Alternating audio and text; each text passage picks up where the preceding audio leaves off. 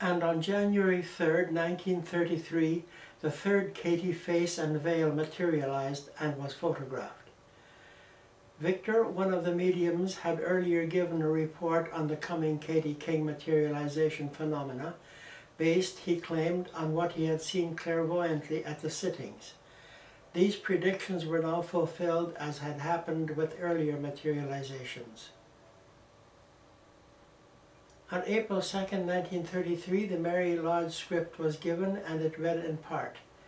The first clear recollection I have, after my mortal eyes watched the anxious looks of my dear husband and children, was that of being borne upward by heavenly sweet music of welcome.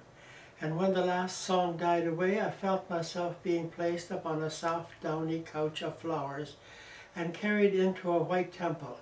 I have since learned it is called the Temple of Repose. I awoke in the arms of my living mother and our own dear children and our friends who had made the heavenly journey before me, and oh, the joy of the meeting! If only I could describe the beauty of everything.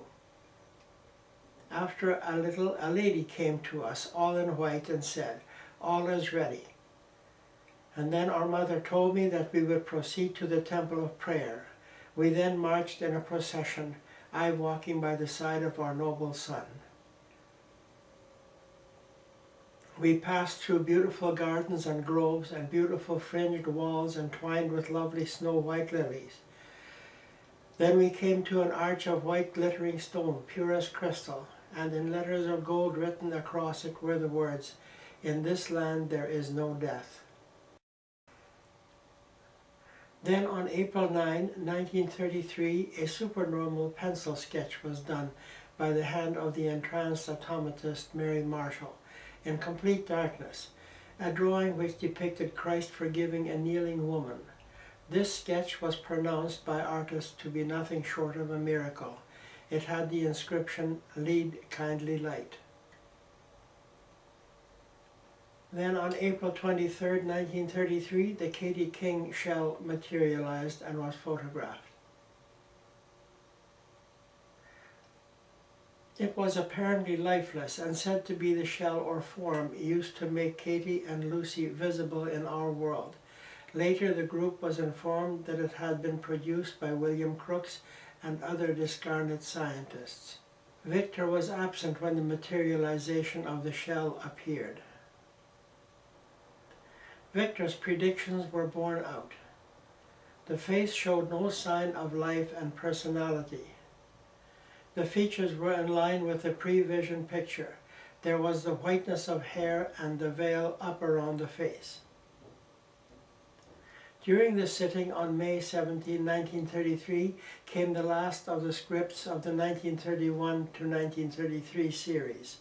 It contained ideas clothed in phraseology lying far beyond the ability of the entranced medium in her normal state. It reads in part, "I have no hesitancy in saying there is no dissolution, no disintegration of the spiritual body in passing from the earthly life to the spiritual existence of immortality. In the heavenly realms, everything is divinely beautiful and ethereal. We also have mediums or sensitives who occupy the centers of our churches on great occasions. Often the saintly souls of ancient time come into our churches to worship with us and also to help us in our progress. Days, weeks, months, years are nothing to spirits who are concerned with sensations and events. My purpose in writing is to give you an idea of the scenes beyond the veil. The questions are often asked, what are the conditions of human beings who are ushered into eternity? I may say that the answers are as varied as the conditions, vibrations, impulses, and moods of those who thus pass from the mortal form. On March 4, 1934, the small leaf teleplasm appeared on the wall of the cabinet. But by now, Victor and Elizabeth had resigned from the group. As a result, the power was not nearly so great as it had been. During the sitting on October 17, 1934, there came an expression of thanks for the work accomplished so far. An unknown control came through even. one of the mediums, and said to Dawn, Mrs. Mary Marshall, "My sister, give me your hands." The control then continued. "From this instrument I have accomplished many things. Poor woman, you have gone through a lot. What satisfaction can come to her because her name is known among so few? The greater glory is yet to come. I thank you for what you have given me." During the sitting of November 6, 1934, Mercedes, in trance, said, "I am being taken into a room. There is a man who lies upon the bed in this room. The face is familiar, but I cannot recognize who he is. I am repeating the words as he says them to me. I am sick unto death, but I am not afraid. I know I do not die. I only sleep for a little time and then awaken to a new beginning. I know they have come for me, not angels, but men such as you are. They whisper to me and tell me not to be afraid." The scene now changes and I'm taken a long way. I do not go up steps, but I ascend. I enter a gateway, and there is a long, narrow path. There is much growth around me of trees and grass and flowers. I come to a house, material, such as you have. I follow the procession into the house. It is not many seconds until I am joined by many who seem to come through doors and walls. They look at the man on the couch. They stroke his hair and make passes over him. He awakens. Is this the aftermath? Is this what all men fear? Is this death? He asks. I go with the others, and they tell me that this man must sleep for a little while. When they come again, they will tell me who is this gentleman, and they will follow his experiences through the astral plane. Was this a foreshadowing of the deaths of Dr. J. A. Hamilton or Dr. T. G. Hamilton? This question occurred in retrospect to the group after the passing of both men. At the seance of November 6, 1934, Dr. Hamilton said to Walter, I have had a letter from a man living in California who is concerned about the fact that our Katie King does not look like Crook's Katie King to any marked degree. What have you to say about that? Walter through Dawn replies, I know, I told you about that long ago. There is bound to be a change in the entity through progression. You must also remember that there is a distinct change in the art of photography since Crook's time. Also, you must remember that the medium in each case had a bearing on some of the features. Some features of the medium will be produced in the photograph, the teleplasmic likeness.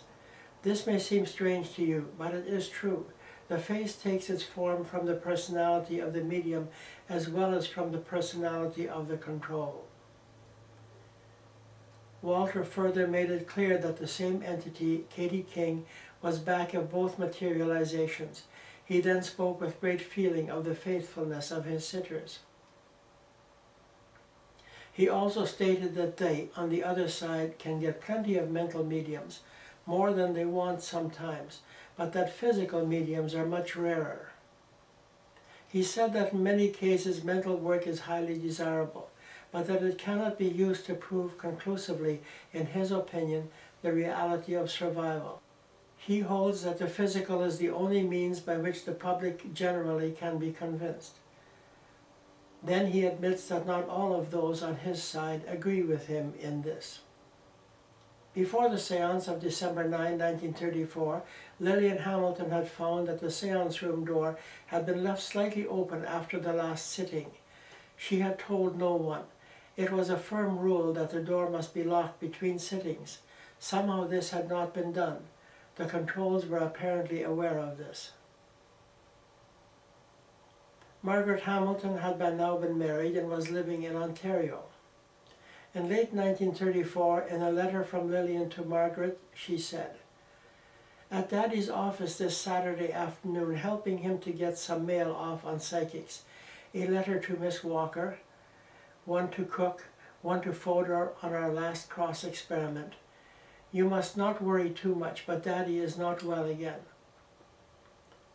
So short of breath and so easily tired. If he can hang on until Glenn gets through, I'm sure he will be glad to take a rest. He even talks now about driving down to see you, if he gets a new car, that is. Wouldn't that be fun? So get your couch bed ready. On December 27, 1934, Dr. Hamilton was honored for his 35 years of service by fellow doctors and hospital staff. On the occasion of his retirement, Dr. Hamilton was made the recipient of a handsome zipper ring book cover in leather. The presentation was made on behalf of the staff by Dr. J. A. Gunn, who paid glowing tribute to Dr. Hamilton's long and efficient service on the medical staff. Dr. Gunn also made reference to Dr. Hamilton's intensive study and efforts in the field of psychic research, in connection with which he had attained very wide recognition. And also on December 27, 1934, Dr. J. A. Hamilton, aged 64, elder brother of Dr. T. G. Hamilton, died of a sudden heart attack.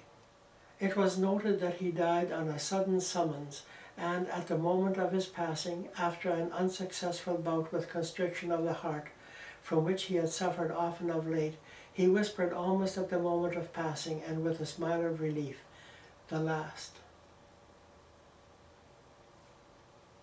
January 10, 1935, Mrs. Hamilton wrote another letter to Margaret. "We have been considerably worried about Daddy.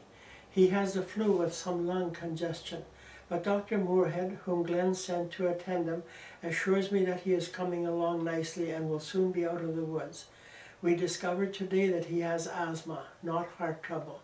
It seems a sort of childhood asthma returned, not a very serious kind, but very, very annoying. I was up till 4 a.m. this morning with him, coughing, gasping for breath, just like Dr. Allison. It's funny how trouble never seems to come singly, and when Uncle Jim passed I had the fixed impression that there was more trouble still in store. He, poor man, is just getting about again and feels the bitter cold terribly. I have remained religiously indoors, where my hair is rapidly growing grayer." On February 17, after several hymns were sung, Dr. J. A. Hamilton was seen simultaneously by Mercedes and Norman. He showed a black tin box with papers in it. Dr. Hamilton said that Dr. J. A. Hamilton had a safety box of this description. This fact was not known to anyone else. Dr. Hamilton now discontinued sitting. He was not well enough to attend during most of February and March. Another letter on February 19, 1935. "Daddy is still not very well, so very, very tired. This low blood pressure seems hard to combat. He is at work, but I feel that he may have to take a holiday. Glenn will soon be on the job, and that is a comfort." Then, in late March 1935, Dr. Hamilton was admitted to hospital suffering from a serious heart condition. On April 7, 1935, his son Glenn had just come from the hospital, where he also worked as a doctor. He got a phone call to return to the hospital. Dr. Hamilton died of an acute angina attack at about 1:45 p.m., April 7, 1935. It was a Sunday afternoon. The Winnipeg Free Press had this editorial on April 8, 1935. His remarkable work in psychic research began some 17 years ago. His investigations were of a purely scientific character. He was cooperating with other investigators in Great Britain and the United States in pioneering in what was believed to be a new branch of science. His sincerity and the extreme care with which all his investigations and experiments were conducted were generally recognized. Dr. Glenn Hamilton was a worthy citizen of Winnipeg, and the value of his work in the particular branch of scientific research in which he engaged will be more fully shown in future years. On April 12, 1935, Margaret wrote a letter to her husband, who had stayed back in Ontario when Margaret came out for her father's funeral. It said, in part, "I must tell you of the wonderful sitting I had with Harold and Jack out at the Allisons last night. It was a lovely group of Dad's oldest friends. We met in the library where Dad and all of us have had so many happy hours chewing the fat with Dr. Allison. Hence the atmosphere was very conducive to Dad's coming. Harold went into trance at once and took on his control David, who told us of Dad's passing. David described it as being one of the easiest, the most beautiful he had ever been privileged to witness. He said Dad knew what was happening and just took a deep breath, closed his eyes on this world, and opened them on the next. Isn't that a lovely thought? I was so happy to hear this, because it would have been so horrible if Dad had suffered. He did have an attack, as I told you, which started about noon. At 1 p.m. Glenn dropped in to see him and noticed that he looked ashen, where before he had been so rosy and happy. Then Glenn came home. While Glenn was on his way home, Dad became worse, and Dr. Bill phoned home to get Glenn. Well, Glenn came in at home 10 minutes later and phoned the hospital. Mom said his face was gray when he told her that Dad was very, very sick. Glenn tore back to the hospital, but Daddy had slipped away by the time Glenn got there. Well, the point of all this, David said the very first thing Dad did was to meet Walter and come back here to see what the seance room looked like from the other side. Isn't that like Dad? A most amazing and interesting thing happened Sunday afternoon, the day Dad died. While Mother was lying on Dad's bed waiting for Glenn to phone back from the hospital, this was between 2 p.m. and 2:30 p.m., she suddenly heard voices coming through the amplifier used to monitor sittings, which had a microphone in the seance room and which Jim had turned on. She said her heart just thumped because she knew the voices meant something. She glanced at the clock, 2:20 p.m., but at that time she had not been told Dad had passed over. He died at 1:45 p.m. So she got up and tried the seance door to make sure it was locked, as it was, of course. She couldn't make out what their voices said, but she could distinguish that they were two, and they sounded very eager, and they continued to be heard for 3 or 4 minutes. It fits in with what David, through Harold, told us last night about Daddy and Walter hiking over here, and Walter showing Pop all his apparatus, including the voice machine, and Dad asking all sorts of pertinent questions. After David talked, Harold took on Dad's control. This was the biggest event for me since I've been in psychics. Dad's attempt was splendid.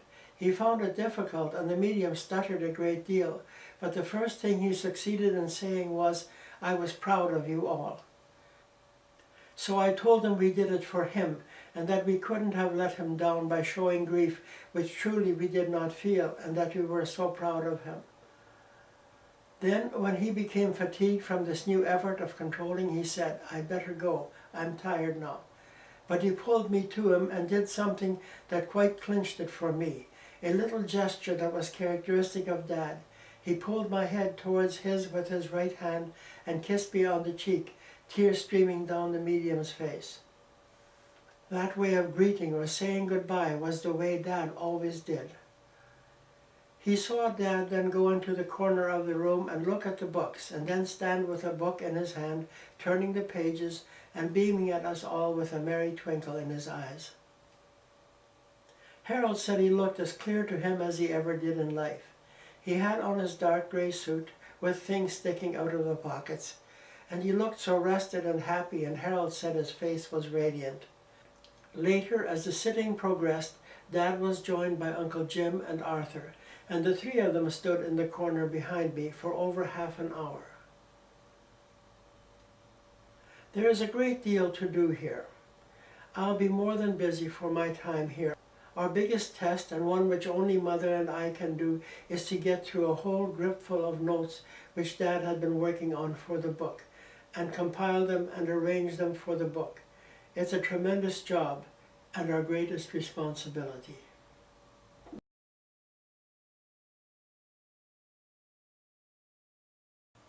Dr. Hamilton was seen clairvoyantly on Friday at an informal seance at Dr. Allison's house on April 12, soon after his funeral. 5 days later, at a seance at the Hamilton home on April 17, 1935, in the presence of Dawn Mercedes, Dr. Bruce Chown, Langtree Thompson, Bessie Shand, Gladys Chown, Lillian Hamilton, and Margaret H. Bach, at 9:15 p.m., the group had sung "Unto the Hills" and barely started the sitting when Mercedes exclaimed, "Here is the doctor." She passed into trance and Dr. Hamilton controlled her. "You carry on," he said. "I'm watching you." "Don't move that chair," he continued as he placed his vacant chair back into the circle. "It's nothing at all. Nothing at all. Just like in the bedroom, and you are here. Just like in another room. I can see you, and it's just as I was told by all the controls. Just as I was told. There is nothing strange." Dr. Bruce Chown said, "You've come through very early." "I just wanted to place this chair.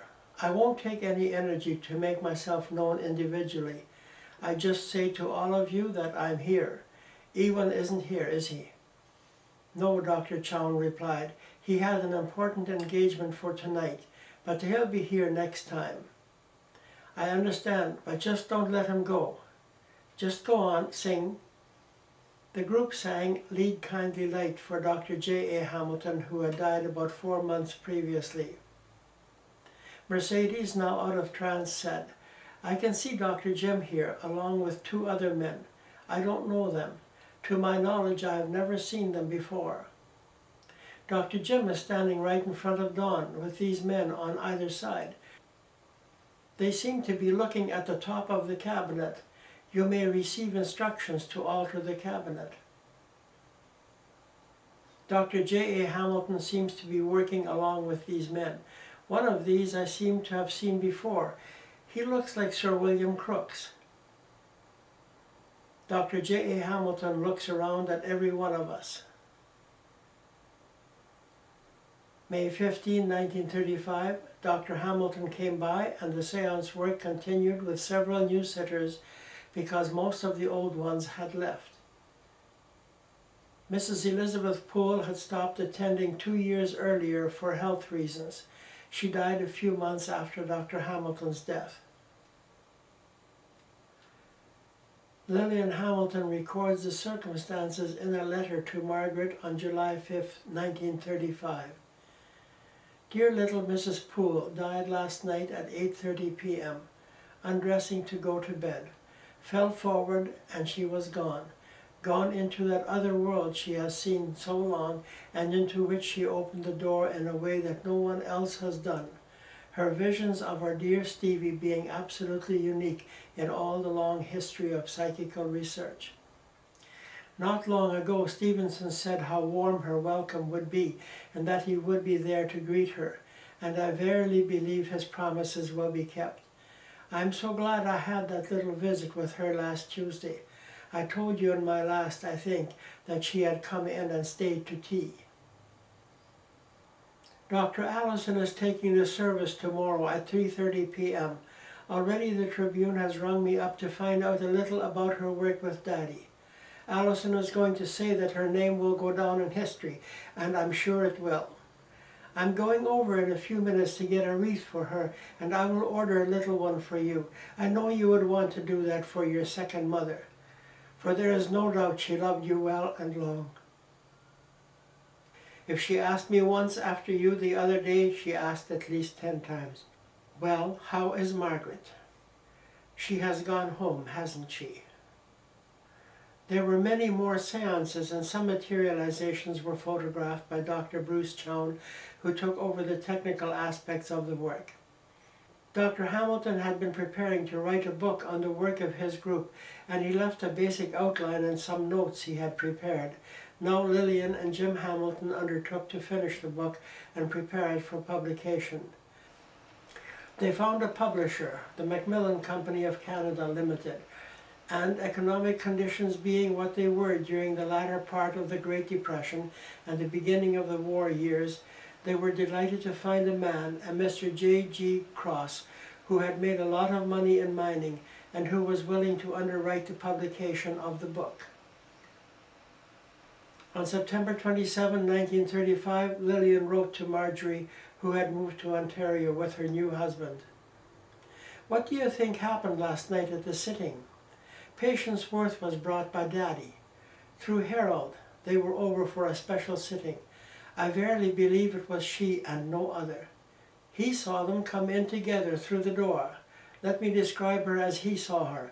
Quite tall, at least a little above average, slim, boyish face, very beautiful, pink and white coloring, very vivid. Hair to him looked dark brown, but might have been reddish or auburn. She had on a grey dress with a little white collar, white comb in her hair, hands folded primly in front of her, holding a book. To him she looked rather co-ed, and very, very clever and intellectual. What he really meant was to him she seemed undemonstrative. Then she controlled him and spoke a little to us, and again her words made a deep impression on us, something like this: 'I wear not my heart upon my sleeve,' referring to Harold's impression of her. Speaking of Daddy, she said, 'The leech,' an old name for physician, 'hath brought me.' Someone asked her if she knew Walter, and she replied, 'He hath a quick wit, and he did sharpen it at my grindstone.' Good, wasn't it?" While working on the book, Lillian also wrote numerous articles for publication in British magazines and also in Canada. Soon the writing of the book began to take up most of the time that Jim and Lillian had. There were no more organized sittings after June 8, 1936 until 1941. On January 2, 1941, Oliver Lodge gave a prophecy. The question of death appeals to every mind, its processes, the sensations which they cause in the human being, body and mind, what it brings to humanity, consciousness or oblivion, what, if anything, lies beyond. These are all contained in one profound inquiry: what is death? On this subject many and varied illustrations have been given. This series will reveal the truth.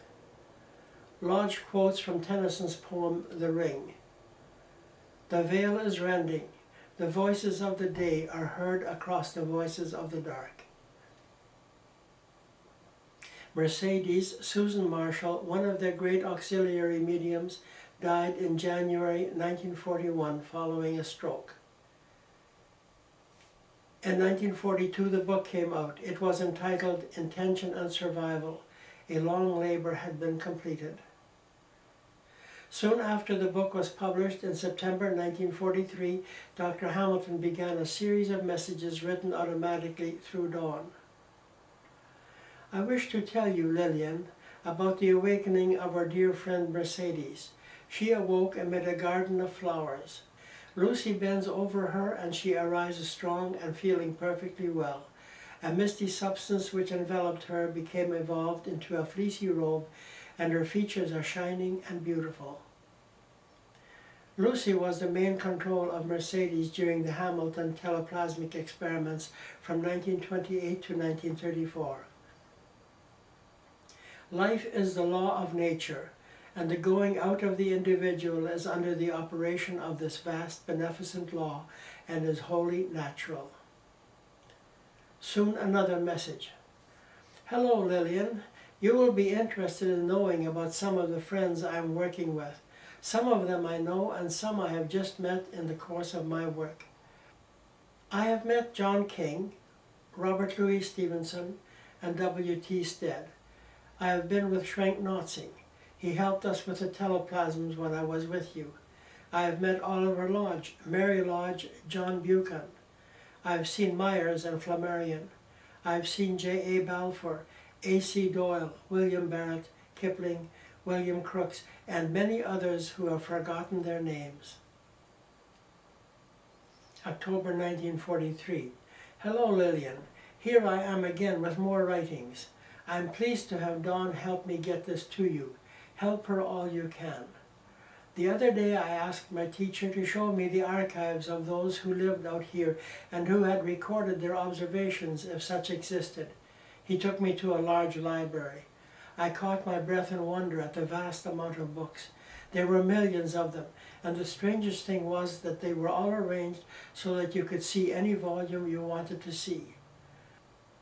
I said that I should like to see the books in which were written the accounts of the explorations which men had made in this, to me, still strange and beautiful country. But as I looked them over, I found that I did not know the writers, nor did I understand anything of what they had written. Many have been written by those who have come here in our century.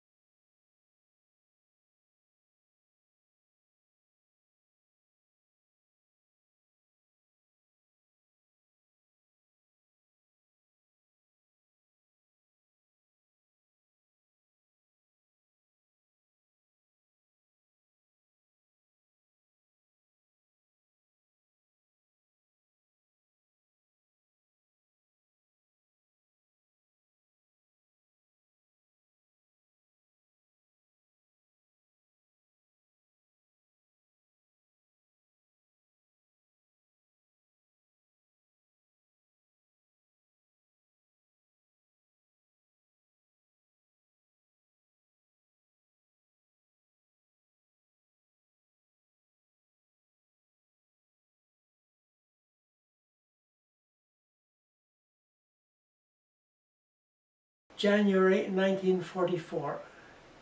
Footnote: Dr. Hamilton's references to characters from Stevenson's Treasure Island is strikingly evidential, for it was through his prolonged and painstaking study of the pooled transvisions, in which he saw John Silver and other characters from that book as apparently living beings, that Dr. Hamilton came to hold the opinion that suggestion by the communicator probably accounted for the greater bulk of visions, symbolical settings, and so on that crowd the pages of psychical and occult literature.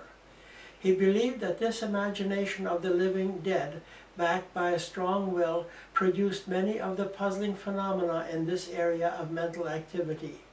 As had been suggested by the poet Blake and later by Walt Whitman, imagination may indeed actually be a powerful creative force, and probably evidenced more directly in the new state than here on earth. It may interest the reader to know that the writer of Letters from a Living Dead Man takes his examples from Victor Hugo's Les Miserables, and makes no mention of Treasure Island. In other words, Dr. Hamilton agrees with the teachings in the earlier book, but carefully uses examples from his own experiences and findings as a psychical researcher. In connection with the Schubert music, there was a most impressive incident. About a month before this script was given, Margaret had written to her mother from a city in eastern Canada, where she was at that time living, to tell her that she had been playing some of Schubert's works on the piano and had strongly felt her father's presence. She had asked her mother to verify this, if possible. Lillian later told her that she had mentioned Margaret's request to no one, but had several times spoken these words aloud when she was alone in her room. T.G., did you hear Margaret playing Schubert? If you did, answer through Dawn by writing.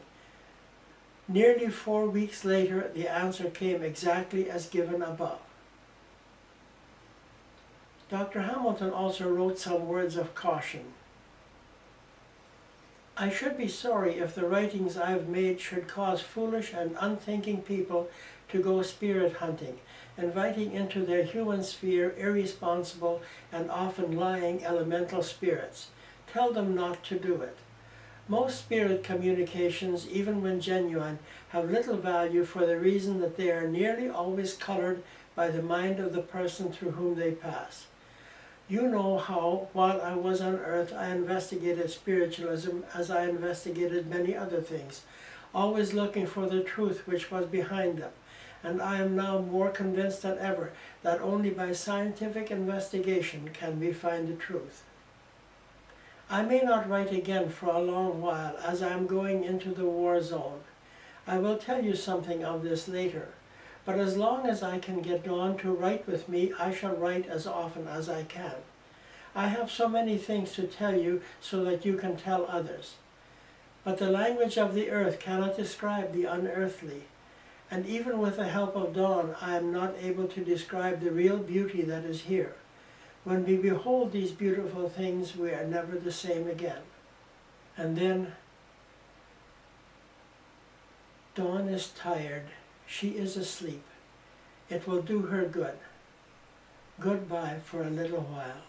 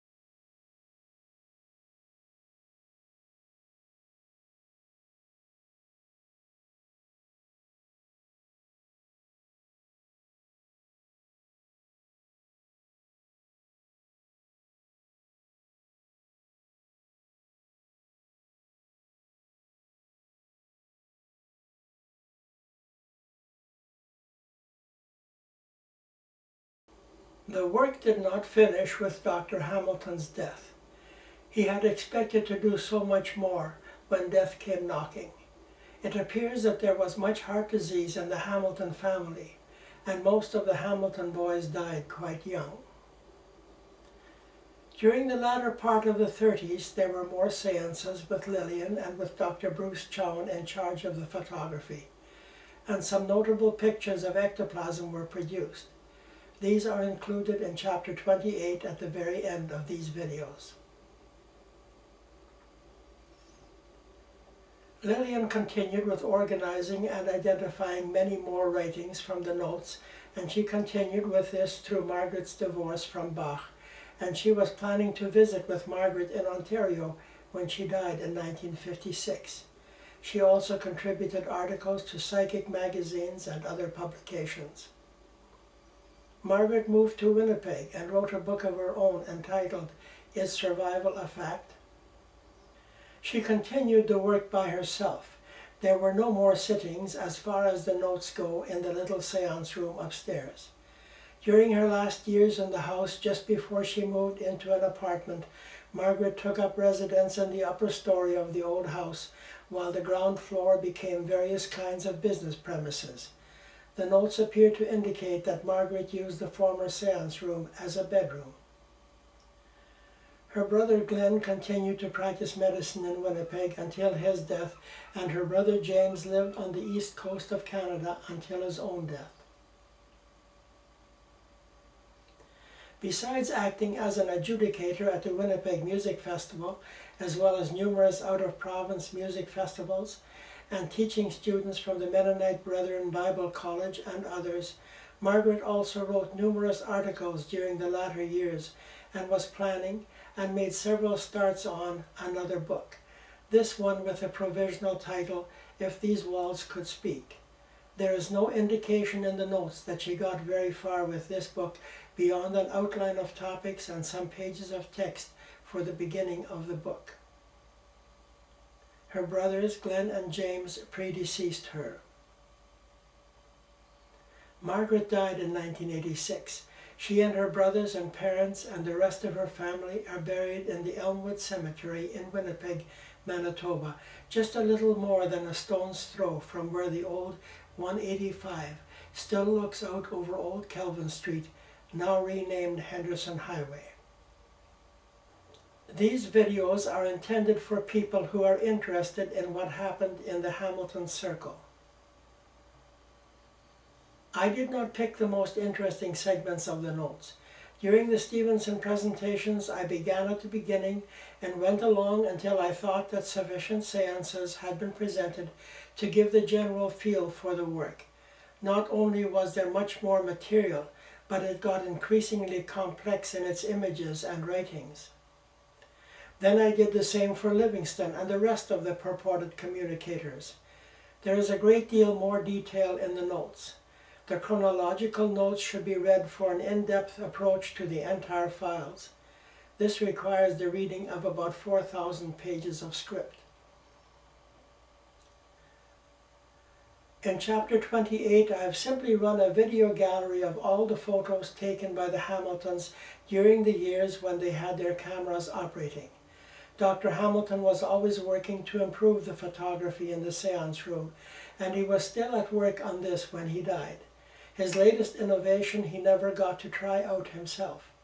He was hoping to use infrared light and film to do some still and also some movie photography. Dr. Hamilton described the process of gathering psychic data over the 17 years as laborious and often tedious. I understand what he was talking about. I began in the spring of 2004 by going to the special collections in the Elizabeth Defoe Library and photographing the notes with my digital camera set up on a tripod. It took a number of sessions at the library. There were about 5,000 images in total. I began the process of transcribing the notes from their original form into WordPerfect with some trepidation. Sometimes the notes were handwritten, sometimes typed, and consisting of many different pieces of paper, of different sizes and different thicknesses, and with varying degrees of corrections and interlinear interpolations, as well as crossed out words and phrases. Often the handwriting was unreadable to me until I increased the viewing size quite a bit. The computer came in very handy. The transcribing took a lot of my time between 2004 and the spring of 2008. The first 3,500 pages I keyboarded into WordPerfect, and for the second half, another 3,500 pages, I used the Dragon Naturally Speaking Word Recognition program. You may notice that I use a figure of 7,000 pages here, when earlier I gave the total as 4,000. Let me explain. I took the 7,000 page file and organized it in chronological order. After that, I took out all the duplications that had been required for the topical notes. By the time I had taken out all duplicates, the file size had shrunk to around 4,000 pages. There are some errata. Mr. Court was not a doctor. He is the man who introduced the Hamiltons to the table tilting. I restricted myself to using only the Hamilton notes and photos in the videos. The only exceptions were the color background images. This meant that there were sections that needed to be in the video, but for which there were no images. Since I was staying at a suite in the Robin Hood Motel in Victoria for the winters, and I needed a recording studio, I converted the kitchen into a studio while continuing to use it as a kitchen. This was a most makeshift affair. If you have noticed some jaggedness around my image in the videos, the reason for this is that I used a process called blue screening to get rid of the kitchen stove. Then I stuck in still photos as background. Here I used some of the photos that I have taken with my digital camera in my travels. Everything that is in color as background is from my own photos. The kitchen was the only room in the suite at the Robin Hood in Victoria that had sufficient light for the recording. There was a skylight in the ceiling and it provided daylight. I did the recording in the winter of 2010 and the light was often somewhat inadequate. The kitchen is large for a suite kitchen, but too small to accommodate any photographic lighting system. There was always the problem of ambient noise in this makeshift studio. I was able to throw the breaker on the refrigerator and keep the faucet from making too much noise, but my next door neighbor might start banging the kitchen cabinet doors in her suite at any time. There were also seagulls frequently flying about the roof of the suite, and the sounds occasionally came through. There was always the traffic noise from the Gorge Road, and occasionally small aircraft would fly over. I used my laptop computer propped up on a packing box as my teleprompter, and the clicks from my mouse often can be heard also. I considered adding background music to cover these noises, but I was not sure whether the recording microphone on the camera was adequate to provide clear sound over this added background. As it is, the sound is somewhat feeble and thin, and also seems to be coming out of a tunnel. But I found that trying to augment the sound in any way by a separate audio recording system was just too much of a hassle. I could only record during the brightest part of the day. With the cloudiness of the Victoria winter, this presented me with few days when recording was even possible. The bluish tinge on my face on some of the videos is not quite my natural color.